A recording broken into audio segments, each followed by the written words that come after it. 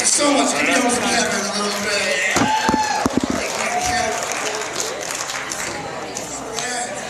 Everybody have a good time tonight? I just want to thank you guys for coming. You guys are awesome. You guys have been an amazing crowd. More than I thought it was going to be. I want to thank Sean and Lynn, the owner of the Dickens Opera House. Also want to thank my beautiful girlfriend Pearl for putting up with my crazy ass for the last 3 weeks. Every waking moment I spent was trying to make this show awesome for you guys. We're at our last comedian tonight, guys. Yeah, you guys ready for him? This guy's hilarious. I wanted a strong closer. You guys are gonna get one. He'll come from Pablo Francisco. He has a fat life of Cambridge. Felipe Esperanza, that's what it is, I'm sorry. He's on tour with Vincent. Everybody, please welcome to the stage, Mr. Vincent, Vigil.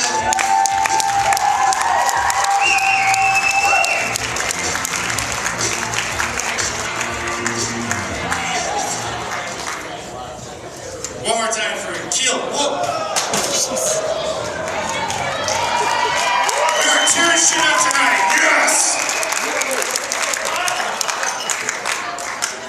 That is the best entrance I've ever had. It's that rock and roll, man. They were right. Rock and roll's the devil. How you guys doing? Longmont? No, I'm just kidding. I live here. Yeah. Longmont is an awesome town. Look at this crowd. How about a round of applause for you guys for coming out tonight on a Wednesday night? What a great turnout. And keep it going for all the comics you see tonight. I know, it's been a long night. Not so much earlier.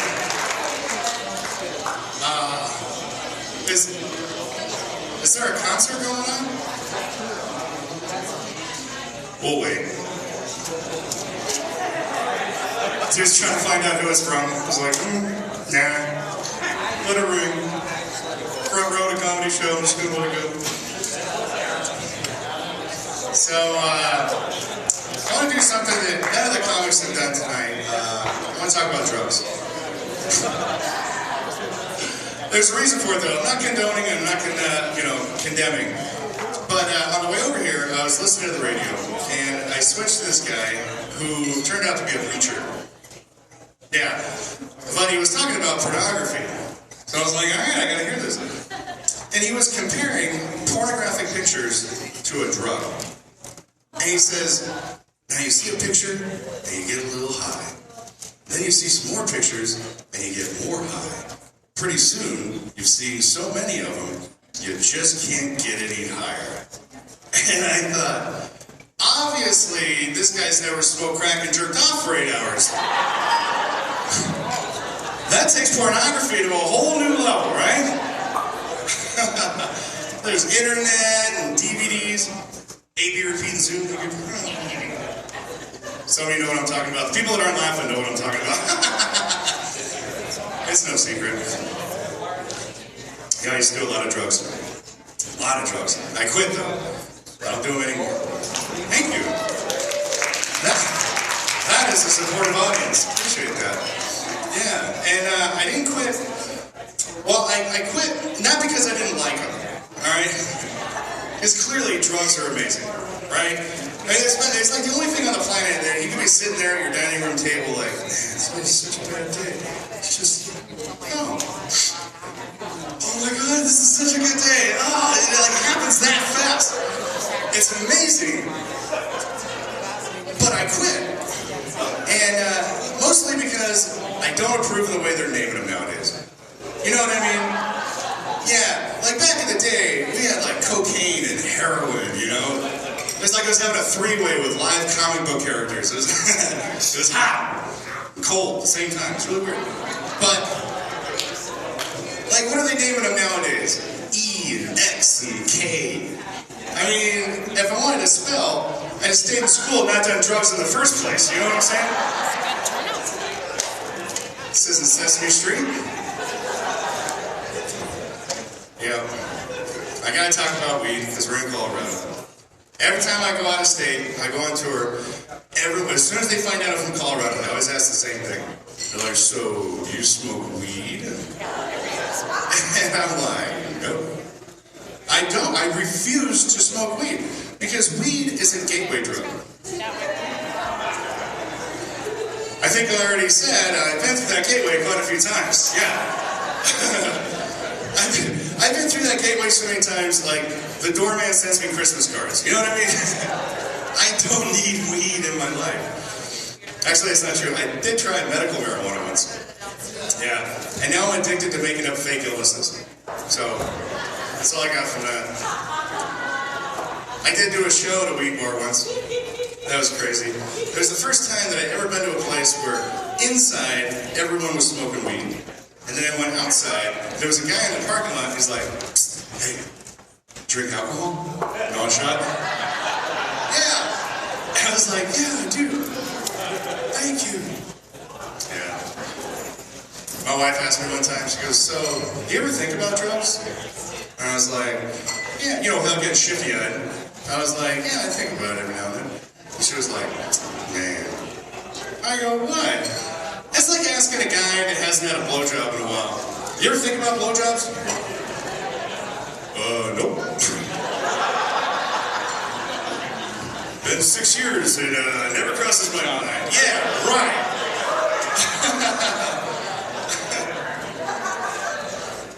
You show me a guy that doesn't miss blowjobs, I'll show you a big fat liar. Right? 99% of the men in this room right now are thinking about a blowjob. And that 1% is lying to himself and the rest of us. Okay? This lady is giving a ghost a blowjob over here. Did you know Dickens' Opera House was haunted?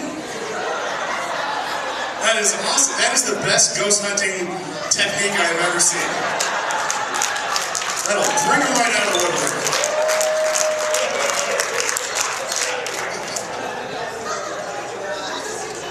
You've got like 12 ghosts right in front of you right now, I'm sure of it.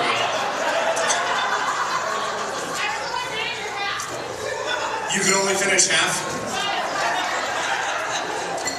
What?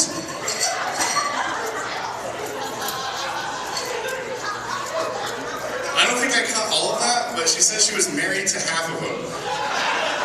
Somebody call the police. This woman is dangerous. What's your name? Kathy? Nice to meet you, Kathy. Is this your first time in a comedy show? Really?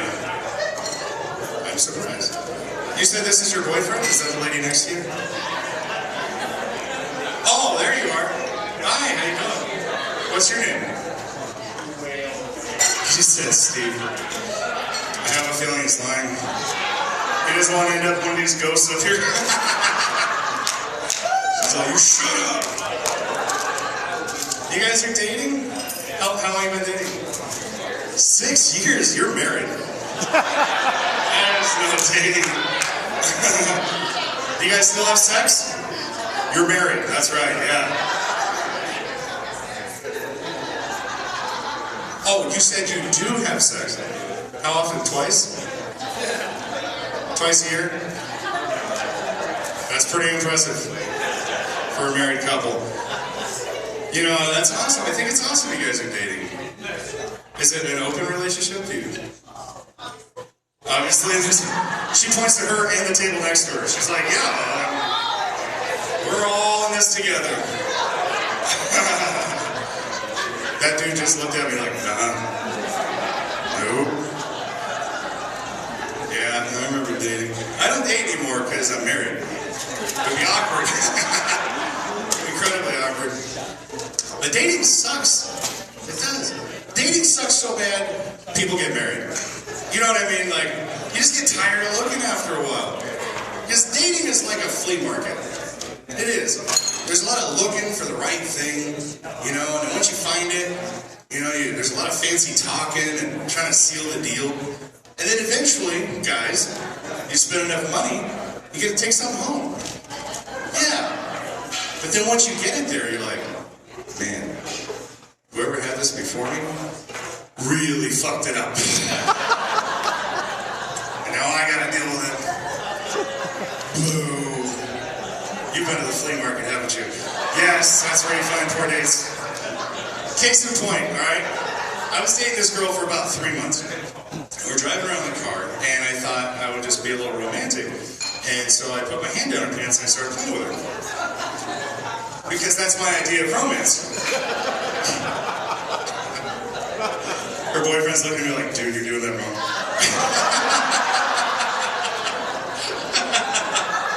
And she's like, no, you're not. I think that's actually the fundamental difference between men and women, you know? And I don't mean to be gross, but it's how men and women masturbate. I think that's what draws the line. Like, why do women masturbate? Why do you masturbate? She said in public? No, we don't want a demonstration. Just tell me why. Is it because you're horny?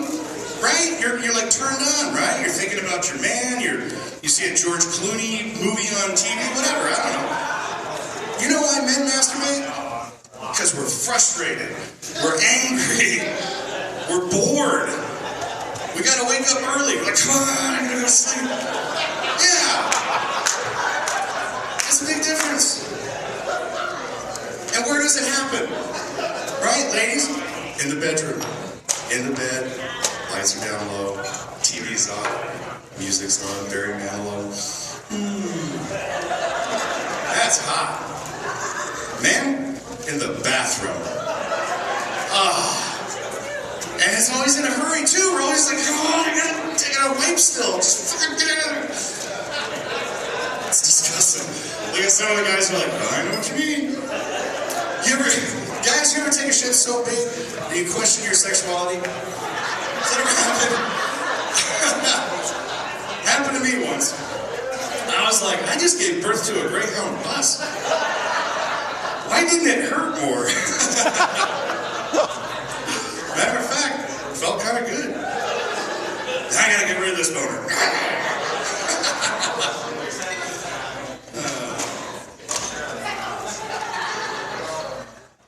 So I'm being romantic.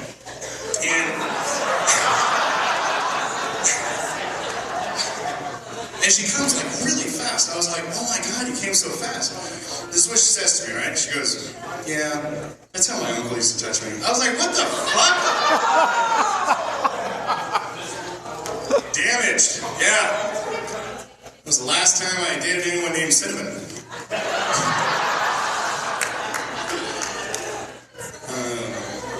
It smells like cinnamon in the ladies' room?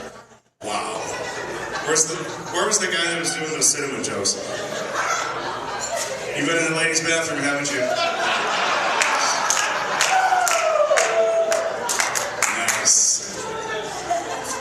Yeah, dating sucks. Dating for me was like a strip club. You know, like you see something you like, I spend all my time with them, you know, spend all my money. And then eventually I would just go home frustrated and, you know, shoot dice. Just, because I'm just not that guy. You know that guy where you do, don't you? Where he just walks up to someone and he's like, I'd like to put my penis in your vagina. And he does. That guy gets a lot of tail, alright? This is how much tail that guy gets. I was getting ready to have sex with this girl once, and I just about had my cock in her, and I looked down. That guy's dick was already in her. That's how much tail that guy gets. He didn't already fuck her. He was fucking her right then and there. That's crazy. Yeah. And you know what I think is the worst part about dating? Are you dating? Are you married? What are you doing after the show? You're so quiet. Oh my God. Are you dating her? Holy shit. This is the best show ever. Fantastic. So back me up on this. Communication. Hardest part of any relationship. Most important part. The hardest part. Because women speak a completely different language than men. It sounds like English. It's not. Right? I call it womanese. Because women always mean what they say, right? Ladies, you always mean what you say, don't you? But you rarely say what you mean. We gotta decipher that shit and figure it out. Like, I was on a date with this one girl, and she said she was from Trinidad. And I was like, wait a minute. Does that mean she was born in Trinidad, or she was made in Trinidad? You know what I mean? That's a big difference. For those of you not laughing, Trinidad is the sex change capital of the world. I just didn't want it to turn from the movie 50 First Dates into the crying game. You know what I'm saying? It's not into that. I was on a date with this one girl. We were on the way back to her place. And she said, you know, I'll probably talk a lot during sex. And I was like, all right. That's hot, right? It wasn't. No, it was so distracting. The whole time she was like, kids, stop jumping on the bed. Go back to sleep. Mommy's busy. Yeah. I almost didn't finish. That's how distracting that was. Relax. It's a joke. Right? Jesus. I mean, the kids were in the bed. They were sleeping the entire time. What kind of monster do you think I am? But probably what did he say? He said the best looking monster? Yeah, thank you. That's awesome. It's because I do my hair. But, you guys want to hear about my worst dating experience ever? Too bad, I'm going to tell you anyway. I was with a girl once that I thought had died. Yeah, the room got real quiet. That's the right response. Turns out, she was just very quiet and still, like she didn't move around at all. But the thought that went through my head at that moment was, I wonder if this is what necrophilia tastes like. You know, like, this isn't that bad. No, I'm just kidding. But did you know that in California, necrophilia is still not against the law? Yeah. Don't ask me how I know. Let's just say I was relieved to find out. All right, we'll leave it at that. But it's true. A few years ago, they had it on the ballot to outlaw necrophilia, and Californians voted it down. Yes, apparently there is a market for this in California. I'll guarantee you right now, there's two guys sitting at a laptop looking at Craigslist like, oh, dude, check this out. White, blonde hair, 5'3", 38 degrees. Oh, dude, she sounds hot. Oh, wait, eyes sewn shut. Oh, thank God. I hate when she stares at me. It's creepy. Necrophiliac with a conscience. Make it happen.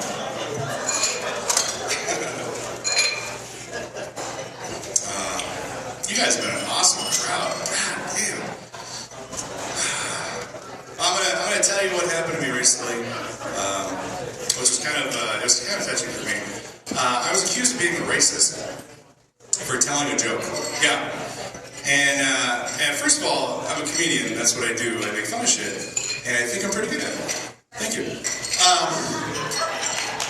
But I gotta say, like, I'm the least racist person I know. I mean, I'm half Mexican, half Greek, and I married a Jew. You know what I'm saying?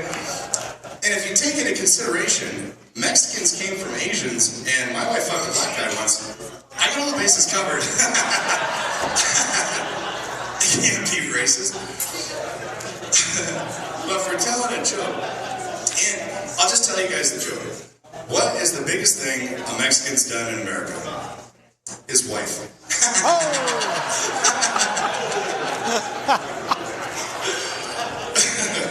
Now see, you don't have to hate Mexicans to laugh at that joke. But you don't even have to believe Mexicans just run around marrying women with fat asses, right? I mean, I did. But that's totally beside the point. Women are like, did he just say his wife has a fat ass? She does. And it is amazing. There's a difference between a girl with a fat ass and just a fat ass girl, alright? Right? The difference is, a girl, yeah, that's right, ladies. You know who you are, with your fat ass. Girls with a fat ass, they got game, right? They know it too. You can see them strutting, their ass is doing the wave behind them. It's like, right? That's hot. Just a fat ass girl is game. Wild game. And hunting season usually opens about 1:30 in the a.m. Sounded like last call. Hey, thank you everybody. I'm Vincent Vigil. You guys have been fantastic.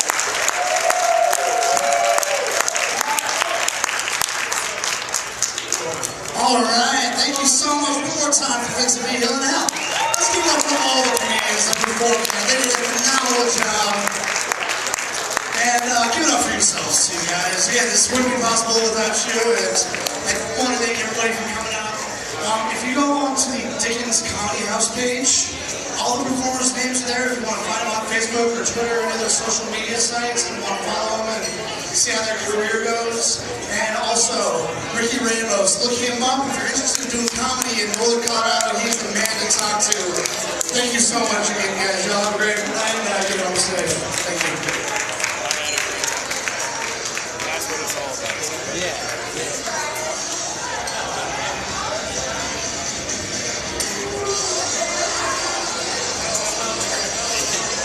You had fun? Johnny Snow? Yeah, I've done it a few times. Yeah, I like it. Yeah, you're on it. I think it's like any